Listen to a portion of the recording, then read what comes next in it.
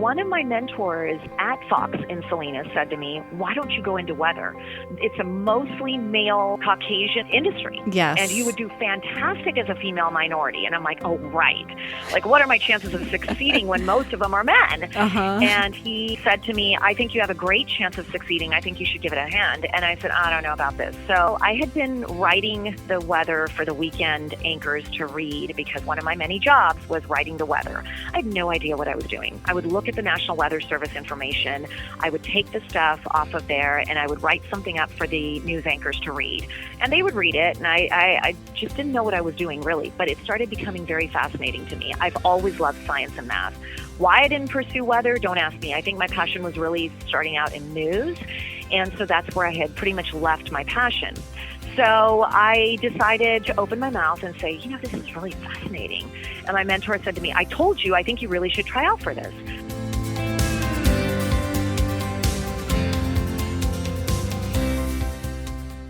Welcome to another episode of Confessions of Successful Asian Women. Sandhya, what is going on with the weather these days? I know, this intense heat, right? People are getting tired of it. We've had triple-digit heat for days now. We'll tell you this much. It's almost over. All right. So today, once again, some of our hot spots got up into the 100s. Tomorrow, we'll see that again. And then the heat wave will finally break. The heat eases on Friday, which I think will be welcome news as we head into the weekend. It's only going to get better and improve. Obviously, we have a number of heat advisories and excessive heat warnings in place. Over the last 24 years, I've seen these heat waves getting more intense. They are lasting longer. Typically here in the Bay Area, they're about 3 days, and then they break. Not this time around. So hang in there and find some shade. Stay cool until we get out of this heat wave. Thank you for that report. For those of you who haven't figured it out, Sandhya Patel is a meteorologist with ABC News. Sandhya, I have been watching you since the 90s, and growing up in San Francisco, California, coming from a Pakistani family, when you came on ABC News, I remember our family becoming so excited that we would gather around the television set and watch you. You were our role model. Oh, that is so nice of you to say. Thank you. It was always my dream to make it to this point, and I'm glad to represent the community. Growing up, I was in high school when I started watching you on TV, and I remember we would watch the news as a family. Back then, the news was the only show that we can watch together as a family because my family was very conservative at the time. And I remember when it was a breath of fresh air to see a South Asian woman to represent the community on the media. And it was so awesome. Thank you so much. That all started about 24 years ago. You may or may not know that, but that's when I entered the business, and I started out at Fox in Salinas, where I worked for a little over 6 years, and then I transitioned to San Francisco, and I've been here with ABC7 News since then. So tell me about yourself. Where did you grow up? And you have an Indian background. Tell me about the way you were raised.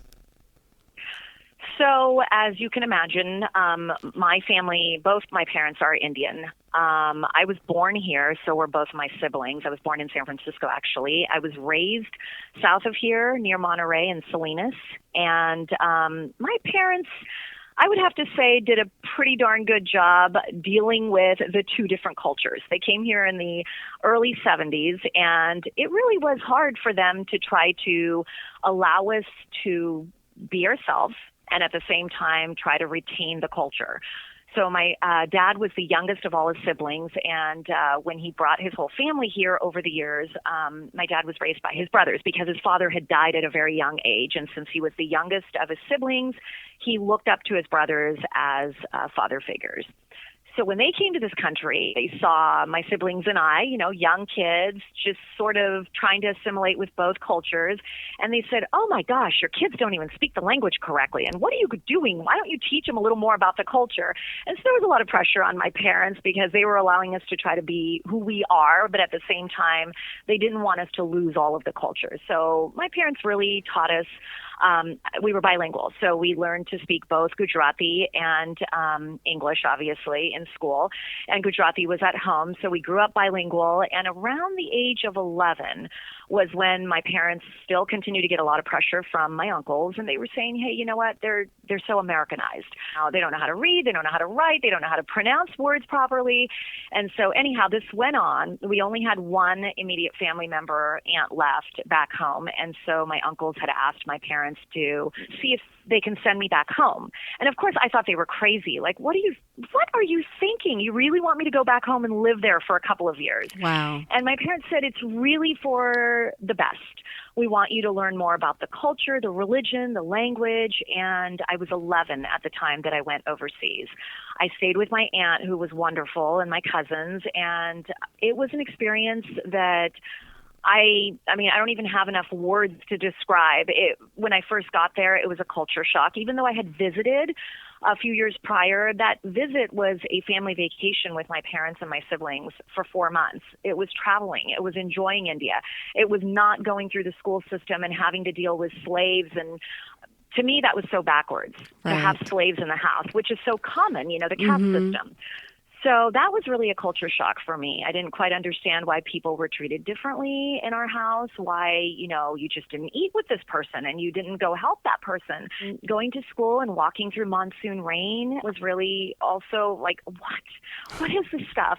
So I lived there for 2 years, and to try to look at the bright side of everything, I didn't understand. I didn't quite get why my parents wanted me to do this, and really I would never do that to my own children. But looking back years later, I appreciate what they did. It was a tough 2 years for me, not only culturally, but also from an education standpoint. These kids had learned the alphabet when they were in kindergarten. Here I was in 7th grade trying to read books without even knowing the alphabet. Wow. So I had to really learn quickly. And I remember in 7th grade, I struggled because I had to learn Hindi, Sanskrit, and Gujarati. Clearly, I only spoke one of the 3 languages. With hard work, with tutoring, with all the other stuff that goes along with it, I was able to learn the languages, learned how to read and write. I ranked 7th in 7th grade, and then in 8th grade, I ranked 3rd. I was up against people, children who had learned the alphabet in kindergarten. So that was, a huge accomplishment for me. I learned more about the religion, learned how to cook. I just learned so much more about my culture. It was an enriching experience, but I didn't appreciate it at the time. So fast forward, I come back and I say to my parents, like, what was wrong with you people? Why did you even send me a world away? And my father said to me, you're my oldest child. I had to have a heart of stone to send you a world away. Wow. It was not easy, but it was for the best. And I hope that you appreciate it someday. And I said, well, I don't appreciate it right now.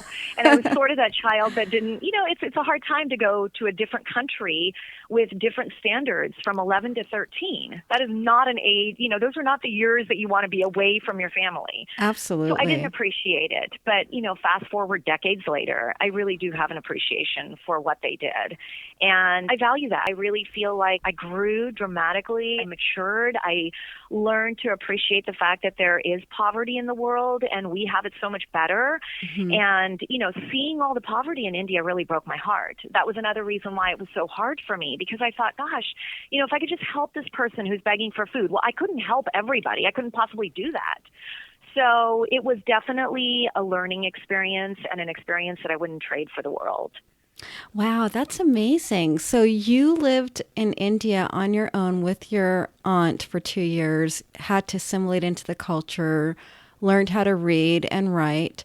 And then what was it like coming back to the U.S. and then transitioning back into American culture? So that was another culture shock. I came back and, of course, I was born and raised here, so you would think that it would be perfectly fine. But here I was at an awkward age, not quite fitting in with the culture again. And as if it wasn't bad enough, my parents decided, it's time to send you to a Catholic high school. And I'm like, wait, we're not even Catholic. So, of course, uniforms, all girls, Catholic high school. And I did not feel like I was part of that crowd. I mean, I just felt like I was in this awkward stage in my life. So it took me about a year through freshman year to kind of work my way through and figure out who I was and where I was going. I figured it out. Obviously, I was an outgoing child from the time I was young, so it didn't take me much, time to do that. I assimilated back into the culture, and, I was able to do well. I graduated with an overall GPA of 3.7 through high school, went on to college, and this is where it becomes interesting. So my parents came here as immigrants, and, truly I attribute a big part of my success to my father. My dad was one of those fathers who never took less than perfect as the way to go. Mm-hmm. He always wanted us to strive, to do better. So I remember when my siblings and I would get all A's and one B, he would come back and he would say, "This is wonderful, but try harder. I know you can get all A's." I know the feeling. I know the feeling. Right? Yes. So the bar was always raised higher, and so we always tried to work harder to get to that point. And there was a reward system. My parents would take us to Disneyland, or we'll get a chance to go here or whatever. So I think because of that, my siblings and I always strive to work harder, to do better, to become better at what we were doing in life. And at one point in high school, I remember telling my parents, "All right, so I'm going to be going to college soon, and I've decided what I wanted to do." And my parents looked at me and they said, "Oh, you want to become a doctor, a nurse?" And I looked at them like, "Oh, this is like so typical of the culture. No." And when I told them I wanted to go into broadcasting, they thought I was crazy. What? Because keep in mind, at the time, there weren't too many Asian women in the industry. Right. Very few. So the thought of me going into an industry that wasn't really ready, for a certain group of people, to them just seemed like it was unreachable. So I said, "Yeah, well, you just watch, because just like I've worked hard to get to where I'm at, I will work hard and I'll get there." And my parents tried to discourage me from going into the industry. But they didn't say no. They just said, "Why don't you try to go into, one of these other fields?" And I said, "No, that's not really what I want to do." So, and keep in mind, being the oldest of three, I always tried to please my parents. I always tried until this point in my life. We have the same story, Sandy. I'm the oldest of three girls. I know exactly what you mean. So you know exactly what I'm talking about, yes, yes. Okay, so at this point, it was a turning point, and I decided to declare my major as broadcasting.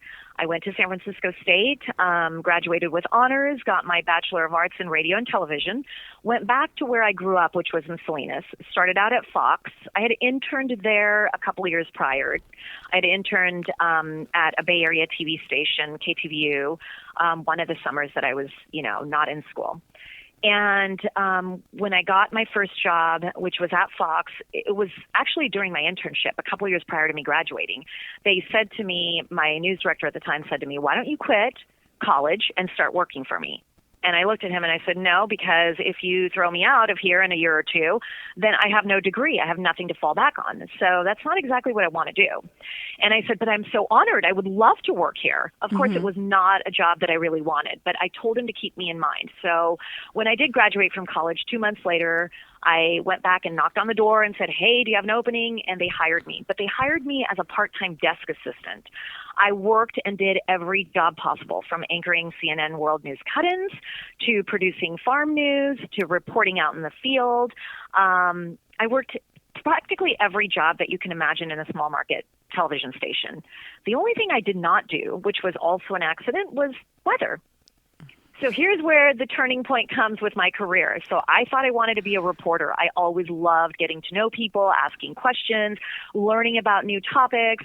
That's something that I did so easily through elementary school when we had to give current events in sixth grade. I was the first one up there. So when did you have your aha moment to go into broadcasting? You said that was this in sixth grade?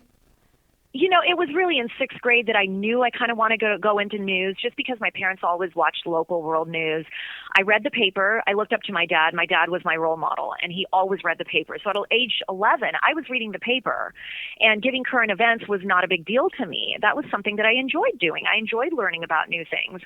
My aha moment was probably in high school, not so much in sixth grade. I had an inkling, but I didn't really know until high school. I started out, and I told my news director, I want to be a reporter. And he looked at me and he goes, yes, Sandhya, you have told me this many times. And I go, so doing all these other jobs that you have me doing, I'm not really thrilled about it. And he goes, too bad. This is what you do in small market. And I said, okay, well, I'll just be patient. So I did everything. Along the way, within the first 6 months, I had to cover stories that were really tough. I had to go out and cover a gang-related shooting where an innocent kid was killed in the crossfire. And I remember having to ask the tough questions. I was really heartbroken, having to ask the family who was grieving these tough questions about what happened. Did this person who shot your child know him? And I thought to myself, how am I supposed to remain an objective reporter? Another story that I had to cover was also another tough story, a plane crash, and the person was in critical condition. And so that was my moment where I realized, I don't know about this. So I went back to my news director and I said, I don't know if I can do this. I mean, covering environmental and weather and, stories that were a little more fluffy, going to the fair, that was easier for me to do. And so one of my mentors at Fox in Salinas said to me, why don't you go into weather? It's a mostly male Caucasian industry. Yes. And you would do fantastic as a female minority. And I'm like, oh, right. Like, what are my chances of succeeding when most of them are men? And he said to me, I think you have a great chance of succeeding. I think you should give it a hand. And I said, I don't know about this. So I had been writing the weather for the weekend anchors to read because one of my many jobs was writing the weather. I had no idea what I was doing. I would look at the National Weather Service information. I would take the stuff off of there and I would write something up for the news anchors to read. And they would read it. And I just didn't know what I was doing really, but it started becoming very fascinating to me. I've always loved science and math. Why I didn't pursue weather, don't ask me. I think my passion was really starting out in news. And so that's where I had pretty much left my passion. So I decided to open my mouth and say, this is really fascinating. And my mentor said to me, I told you, I think you really should try out for this. So they had hired and fired a few weekend weather people. Along the way, I decided I was going to do a crash course training in meteorology with my mentor and go ahead and audition. I was able to walk the walk and talk the talk, convince my news director and general manager that I was going to be a person who has potential. They gave me a shot. It was my moment where I realized I have to make this work. I was wrong most of the time. I would say it's going to be sunny and it would pour. I would say it's going to be pouring and it would be sunny. And I thought, oh my God, this is so awful. Like, I have no reputation right now. Granted, I was a big fish in a small pond, small market TV, Salinas. People get upset when the weather's not right. So I decided to learn it and to really learn the craft. So I went back to school while I was working full-time in television. 3.5 years later, I got my certification in meteorology, my American Meteorological Society seal of approval, and my National Weather Association seal of approval. It was not easy. It was not easy working in the business full-time and trying to do school. So you were doing school at night? Were you doing school at night? I was doing it at home. It was homeschooling, so it was through Mississippi State University. So it was all, you do it on your own time at home. You watch videos. You take tests at the National Weather Service, which is where I would go. Right. And I got through it. And, I was determined to get through it, but I was also determined to learn my craft. So I worked with my mentor when I could, which wasn't all the time. Once in a great while, I would work with him, and I would try to understand why the weather was doing what it was doing. I would call up the National Weather Service and say, please explain this to me. And so anyhow, I really learned the craft. I really went through the 97, 98 El Nino, which was a huge El Nino. Yes. It was a strong one. And I was there night and day reporting the weather from the studio with my colleagues who were far more seasoned than I was. But it was a great learning ground. It was a great opportunity for me to make my mistakes. And my dream was always to make it to San Francisco. So that year where I was ready to go, I remember talking to my agent and telling my agent, I'm really ready to make the move now. I need to move on. But I knew I'd have to go to a different market that was a little bit bigger than Salinas before I can make it to my dream, which was to San Francisco, working prime time. So I had interviewed in Phoenix, Boston, Sacramento, and San Francisco. San Francisco was where I wanted to go, but it wasn't exactly the shift I wanted to work. So it was weekend mornings, and that was all they were offering. I took my chances. I worked at Fox in Salinas. KGO was not being broadcast down in Salinas, so I was able to work both jobs. I worked 6 days a week. On completely opposite schedules. So I would work the 10 o'clock news in Salinas, but I'd come here and I'd be on a 2 a.m. wake-up call. It was brutal. I never slept. I stayed in a hotel here. It was just awful. It was in my bed. But I did it for about 9 months, and then I finally got to a point where I was like, sheer exhaustion. I can't do this anymore. So they brought me on board. They said, you're not going anywhere. I said, I either have to leave or you have to bring me on board. And they brought me on board here at KGO. They signed me to a long-term contract, and the rest was history. So I worked my way up after doing weekend mornings for a little over 7 years to weeknights, Monday through Friday. And I can honestly say I'm living my dream. I knew that I would get here someday. I just didn't know when. Mm-hmm. And I was determined to continue to work as hard as I needed to prove myself. And I will tell you this much. Now, more than ever, in the last 24 years, I've seen, just the viewers' perception really change. I can accurately say I'm right more than wrong. And Mm-hmm. I can tell you that I get a lot of people who tell me, it's amazing, how great you forecast our area and how great you are at forecasting what the weather is going to be like. You're so accurate, and I depend on you.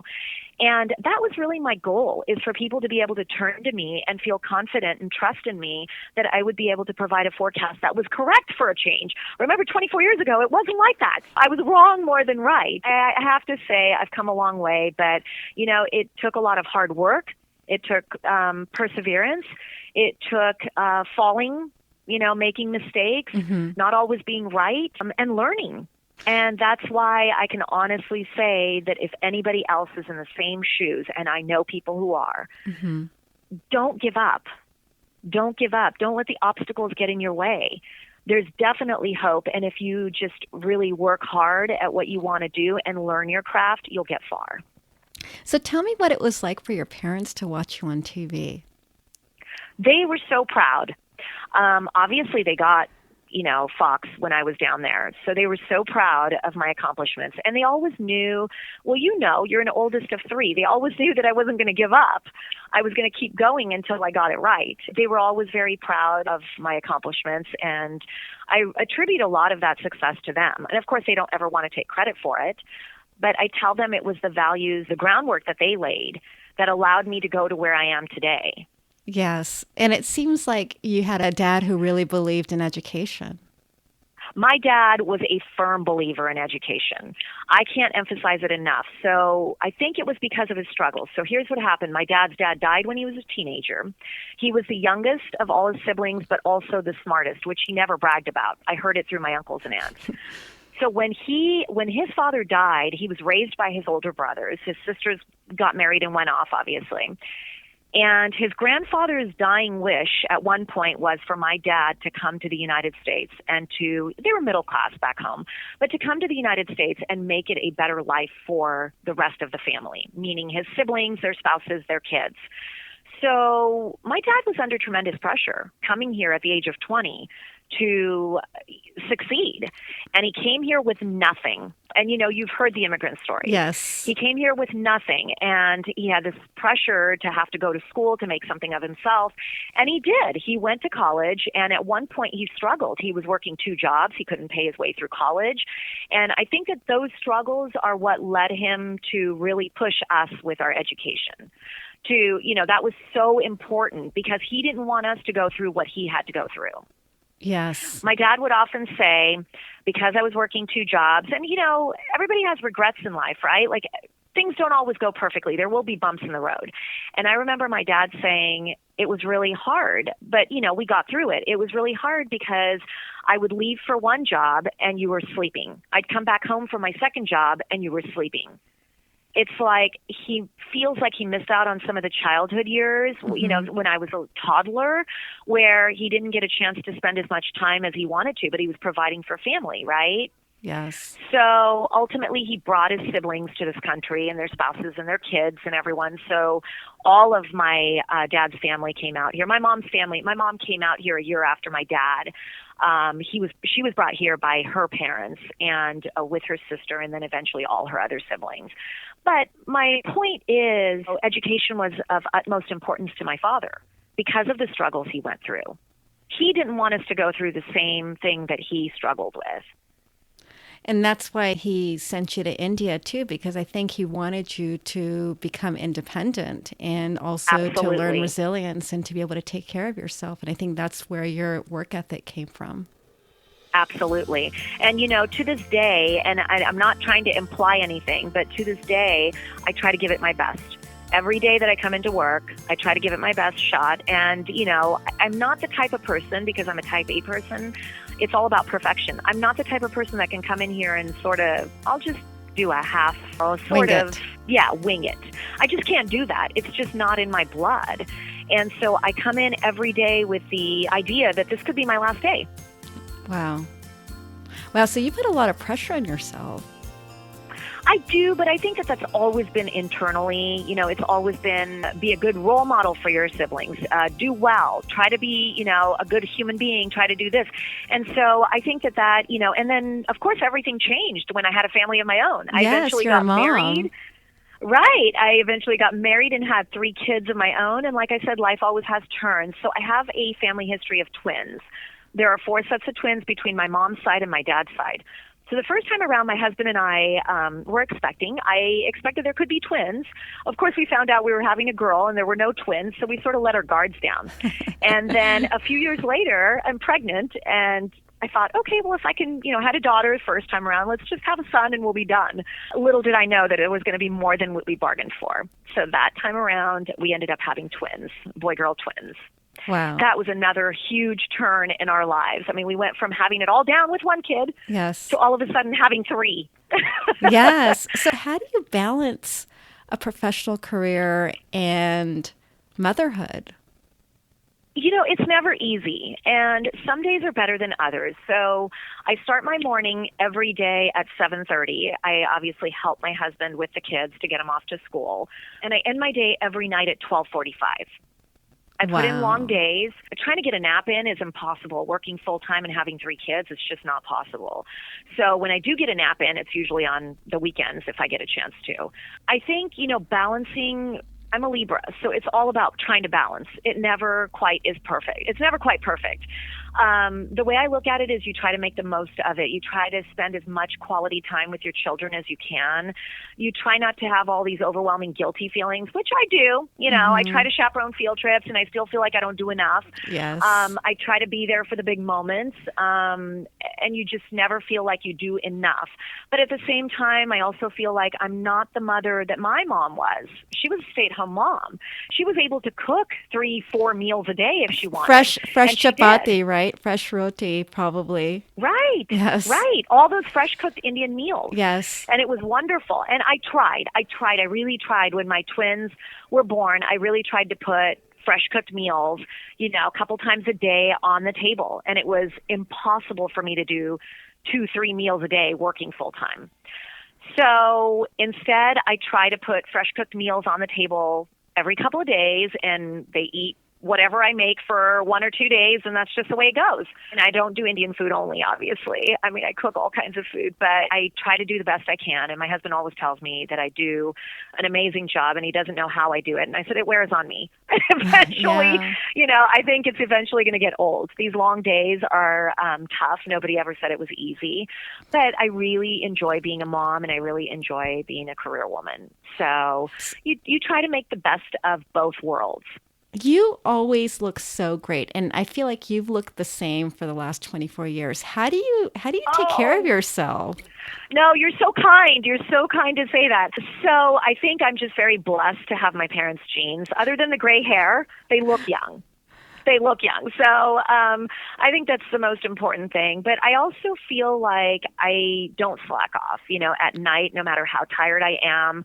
The audience doesn't care. The audience doesn't care that you may have had a rough day and everything that could possibly go wrong went wrong. They want their weather. They want their information. They want their forecast, and they want it in a way that is entertaining. Yes. That'll keep them awake. At 11 o'clock at night, that's not easy to do. So I always try to find a way to entertain. I try to find a way to provide the information that may or may not be pertinent. I mean, it may not be a dangerous situation like currently we have excessive heat warnings and heat advisories. Now, that's not something that you try to make entertaining. You tell it the way it is, right? But if it's one of those summertime days where fog will give way to sun and it's going to be a nice day, you obviously try to make it interesting for the viewers. I am exhausted some nights, and I'm not going to lie, and I'm not going to sugarcoat things, but it is my job to do my job. I'm being paid to perform, and so I try to perform to the best of my ability. I am very lucky to have my mom's energy. Her energy level is, even at this age, I was is going to really say great. that because you have high energy. When you present your voice, it's happy, right? And I think Absolutely. to be on television, you need to have that personality. So how do you get that? How did you train yourself to be energetic? It sounds like your mom was, or your mom is. Yeah, I think my mom was, and really just watching my mom. My mom is the life of the party. My dad's type B. He likes to keep to himself. My dad is an amazing man. I'm not trying to say anything to put him down at all, but my mom's type A, and my mom's full of life and full of energy. She's the type of person that will show up to the birthday party and will show up to the religious event and will show up to everything that you can possibly imagine. She loves to just go and mingle and laugh and talk with people, and she's also type A. So growing up, I remember my sister and I, my brother's the youngest. My sister is younger than I am. My sister and I would look at my mom and we'd go, Mom, how are you cooking, vacuuming the house, giving everybody food, and then basically doing that all over again and multitasking? Like, we just can't do that. And we sort of watched my mom do it, and we helped out in the house, and whatnot. But yes. I think I just naturally got that energy from my mom, which I'm very thankful for, and I carried it in my own personal life, but I also have that same, I enjoy being around people, and I enjoy having fun, and I have that same personality that my mom has. So I try to bring that when I am on the air, and I don't know if you realize this, and a lot of people don't know this, there is no script for weather. I do not read a script when I bring you the forecast every night. Wow. That is all ad lib.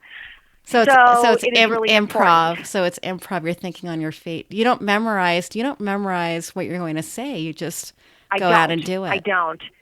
So one of the first few things that I learned in school, especially in high school, was you do not memorize your entire script. Yes. That is just not going to work. You remember key points. And so I applied it in my career years later. I remember key points that I need to get across to the viewers. And I do my best. Usually looking at a graphic, looking at a map will allow me to remember exactly what I needed to say. Sometimes you forget, but it's usually not a life and death situation that I would forget something. So it's all ad lib for 3 minutes, 3.5 minutes, depending on the night. That's only for weather. News and sports have scripts, so it's a little bit different. I know that public speaking is an area that a lot of people struggle with, especially women. What advice would you give to women who want to improve their communication skills and their public speaking? So the biggest advice I can give is don't get up in front of crowds feeling like, oh my God, they're all staring at me. Oh my gosh, they're all staring at me right now. And everyone's looking at me, and now I'm going to get nervous and sweaty and clammy. Instead, think of it this way. Think of it as if you're talking to your best friend or to your family member. I think when you find that comfort zone, that you're not speaking to strangers, you will find the ability to speak to crowds and not feel so uneasy about it. I know a lot of people who are uncomfortable with the idea. I have spoken at schools. I have emceed events. That's just part of what we do, being in the broadcast industry. And when you start to feel like you're talking to your friend or you're talking to your family, and it's not, oh my gosh, they're all listening and they're all going to be asking me the tough questions, you will break out of that uncomfortable and go into the comfort zone. I think that's the only way to do it. I mean, I talk to a camera every night. And if I looked at it as I'm talking to a robotic camera, imagine how impersonal it would be. Right. So I always have to, you always have to put yourself in that situation. You have to put yourself in that situation where you're talking to a familiar face. Right. So you have like an anchor point, someone who's familiar. Absolutely. You are a learner, and when you switch to meteorology, you really put the hard work in. And it sounds like for you, it's confidence comes from competence. Is that an accurate assessment? Absolutely is an accurate assessment. Knowing your craft and learning learning it well allows you the ability to say with confidence what's coming, correct? And in my job, it's all about forecasting what's ahead, forecasting the weather.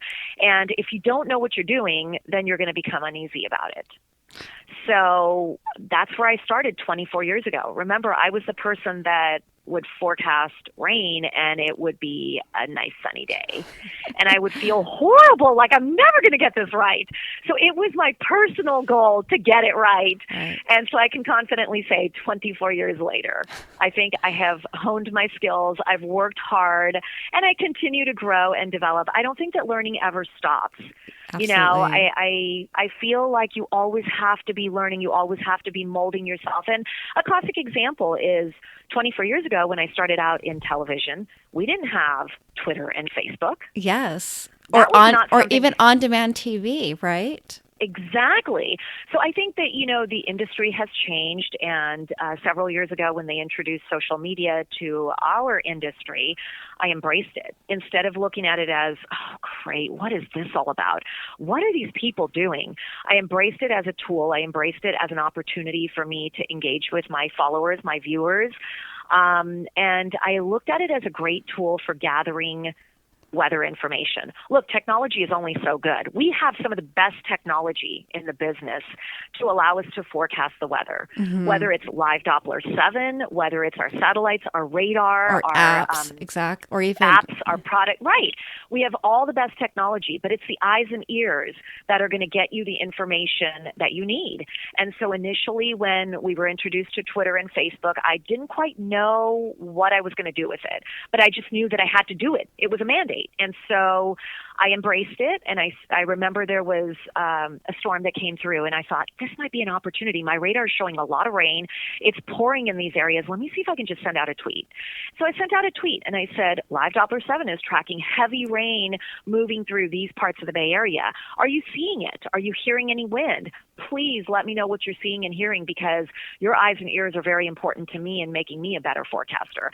And sure enough, that's when I started gathering information that confirmed what I was seeing with satellite radar, with data that was coming through from the National Weather Service. So it was a combination of things that allowed me to become better at what I do. And I saw it as an effective tool. And so ever since then, I've used it as an opportunity to connect with the viewers and the followers, but also to gather information. Sometimes you're going to get people who report inaccurate information. You've got to take it with a grain of salt. You can't take it as, what this person said is exactly what I think is happening. You have to double check your facts is what I'm saying. And that's part of our responsibility as journalists. Absolutely. Who is your favorite broadcaster? You know, there are so many. But I think growing up, I remember watching 2020. My dad, my mom, and I, my siblings, we would watch 2020. Barbara Walters. And I always looked up to Barbara Walters. Yes. You nailed it. I always looked up to her, and I thought she asked some of the toughest questions, and she did it with such grace that I always looked up to her. Yeah, no, I remember watching 2020. We grew up watching ABC a lot because we didn't have cable. So at that time, yes. We did not have satellite. We did not have cable. We had the basic news channels, and we watched a lot of ABC. Oh, that's wonderful. We love hearing that. So, Sandhya, tell me how you define success. Oh, that's a tough question. So when you have reached a point where you feel like you have accomplished what you want to accomplish, I feel like you have succeeded. Your own personal goals that you have strived to reach, when you reach that point, I feel like you have succeeded. But you can always go further. You can always do better.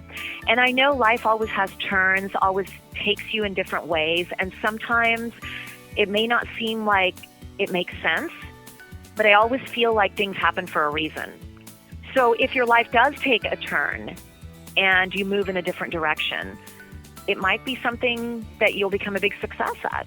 Right. And so never close doors. I mean, I always feel like there's always an opportunity to succeed. It may not be that personal goal that you had set or those personal goals that you had in mind, and you end up changing, paths, and you end up in a field that is so unknown to you. I mean, just think about it. 24 years ago, if I had just told my mentor and told my bosses, I can't do this weather stuff. I mean, who knows if I would have been here, right? Right. So 24 years ago, when I was going on the air and I wasn't getting it correct, I remember it was sink or float. I mean, I really had to learn what weather was about, what forecasting was about, to really try to figure out what was going on, to allow people to believe in me and to trust in me and to come to me when they needed their forecasts. I didn't want to be that person that people saw as, the young girl who had no clue as to what she was doing. Right. So I had many personal goals in life, and I still continue to have goals, and I still continue to strive to do better, to become better, to be better than who I am today. And I don't think I'll ever stop learning or growing. I think you have to keep reaching for the stars and always feeling like, you know what, I can make it. I can do this. Don't allow obstacles to get in the way, because there will be many obstacles, and we will trip. Yes. But you have to get back up. Especially, and you have to keep going. Especially for Asian women, right? Because there's not only the obstacles that we face in the professional world, but there's also the cultural barriers that we have to carry with ourselves, right? Absolutely. Yeah, that's a really great point. What's next for you? That's a great question, and I don't have the answer.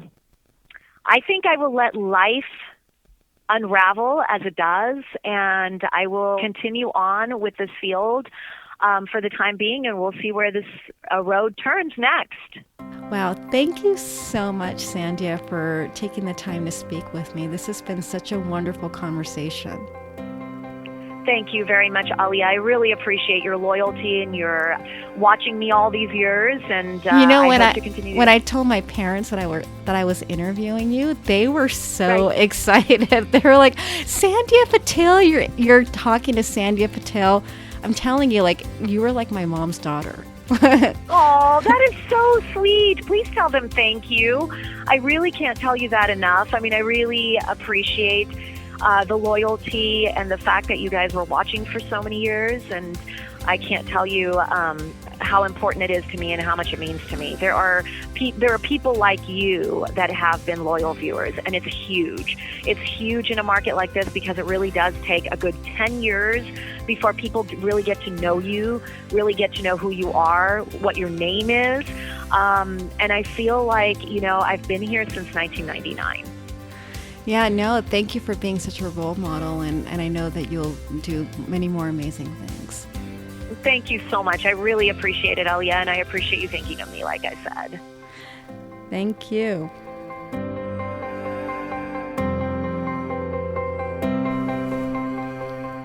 I hope that you got some revealing confessions to help you in your journey to success. To nominate a guest on this podcast, send an email to info@confessionsofsuccessfulasianwomen.com.